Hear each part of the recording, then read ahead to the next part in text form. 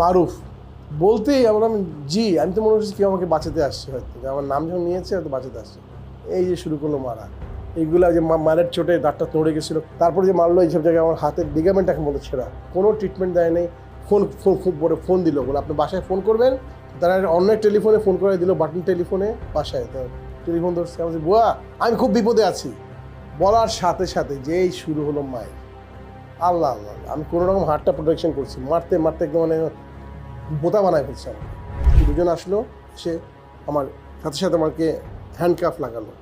তারপরে তারা এটা আমার চোখের এটা খুলতেই তারা কালো খুব টাইট করে কালো একটা চোখের পট্টি লাগালো। প্রথম পট্টির পরে আরেকটু বড় আবার একটা সেকেন্ড পট্টি লাগালো। তারপরে দেখলাম একটা কালো মানে ওই যে আপনার হুড ঢুকায় বেঁধে দিল, মানে 3টা পট্টি। তারপরে কোমরের মধ্যে আবার আপনার